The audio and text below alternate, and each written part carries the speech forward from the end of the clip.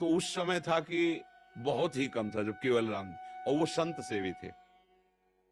अब मंजूरी करके, अब संत सेवी, मतलब संतों का क्या है कि भाव से एक बार आप तो दो संतों से कहेंगे। उस गांव में एक भगत है, बहुत श्रद्धावान है, तो अब 4 संत आने लगे, फिर संत मंडली आने लगी। अब उनके पास अर्थ तो था नहीं। एक दिन संत मंडली आई, कुछ नहीं खाने को। अब आसपास धनी पुरुषों के पास गए कि अगर हमें आप उधार दे दें, जो सेवा कर रहे हैं कर दें, आज हमारे यहाँ बहुत भाग्य खुल गया, संत आए हैं, हम उनको, तो कोई उधार भी देता है तो कुछ देख के देता है ना। अब इसको दे दे, कुछ न जमीन है न रुपया न पैसा, कब वापस करेगा, नहीं। तो एक बड़े चतुर थे, उन्होंने कहा हमें एक कुआं खुदवाना है, तुम कुआं खोद दोगे? पक्का, हम और पत्नी दोनों मिलकर कुआं खोद देंगे, पर आप इतना दे दो कि हमारे संत पाले। उनका जय दिन संत रहेंगे, तय दिन हमारे यहाँ से ले जाओ भोजन। तो आटा दाल घी चा, बड़े प्रसन्न, 2-3 दिन संत रुके, खाए पे चले। अब वो दोनों पति पत्नी कुआं खोदने में लगे। एक फावड़ा मारते राम, राम भगत, वो तसला उठाते राम, नाम लेते हुए, ऐसा 60 हाथ खोदने पर तब कहीं पानी निकलता था। तो अभी 40 हाथ ही खोदा होगा कि वो पत्नी तो ऊपर थी और बीच से रज भसक गई और कुआं तुप गया। तो 20-25 हाथ मिट्टी उनके ऊपर।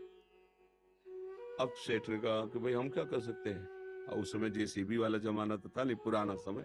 कहा भाई हम तो पैसे भोजन दिया था, तय किया था खुदवान, और मर गए कैसे, अब इतना खो कैसे भाई, कोई यंत्र हो तो जल्दी जल्दी। और फिर मनुष्य जीवन तो एक क्षण का है, श्वास पूरी नहीं तो मर जाओगे भाई, आधा मिनट, पौन मिनट, 1 मिनट, इसके बाद तो दम घुट जाएगा, प्राण तो मर गए, ऐसा सबको। अब पत्नी को समझा बुझा के कुछ दे ले, खान पान के, कि भाई वो तो पधारी गए हैं, अब जब आपको जरूरत हो हमसे ले जाना, ये सहयोग कर सकते हैं। अब तो ऐसा तो नहीं कि कुआं खोदा जाए जिंदा मिले। पर वो राम राम जपने वाले एक एक फावड़े पे कुआं पूर दिया गया कि ये ठीक नहीं, असगुन हो गया, आदमी मर गया उसमें। एक दिन वहां से कोई राजा निकल रहे थे, मार्ग था, तो उनको सुनाई दिया राम राम।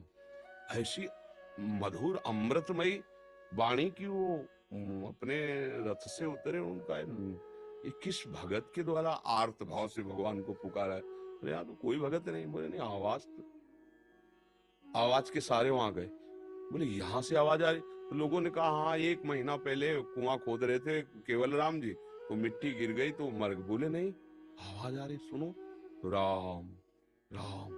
अब वो तो राजा थे, तुरंत हुक्म किया, तो बड़े जो राजकीय विभाग सैनिक सब लगे, मिट्टी हटाई गई। तो जहां केवल राम जी बैठे थे ना, वहां 2-3 हाथ ऐसे गुफा सी बन गई थी, एक भी मिट्टी नहीं गई।